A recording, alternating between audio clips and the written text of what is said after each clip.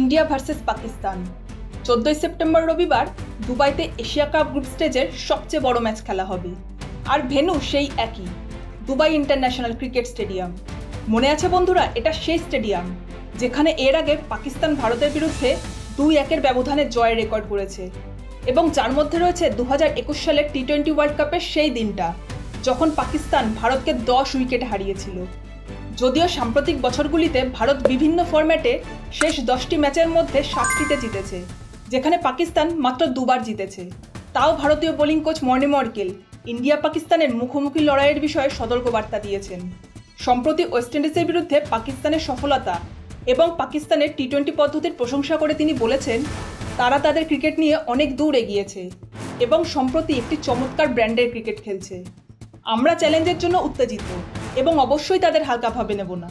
তিনি আরও বলেছেন যে, আমরা আমাদের তীব্রতা এবং বাস্তবায়নের ওপর মনোযোগ দিচ্ছি। যদিও পাকিস্তান খেলছে তাদের অভিজ্ঞ খেলোয়াড় বাবার আজম আর মোহাম্মদ রিজওয়ানকে ছাড়া, আর তরুণ দলকে নেতৃত্ব দিচ্ছেন আগা সালমান। অন্যদিকে ভারতের স্কোয়াড দেখাচ্ছে একেবারে সেটেলড, আর ইংল্যান্ডের সাম্প্রতিক সাফল্যের পর শুভমান গিলের কামব্যাক হবে সবচেয়ে এক্সাইটিং। তাহলে দুবাইতে কি এবার নতুন ইতিহাস লেখা হবে?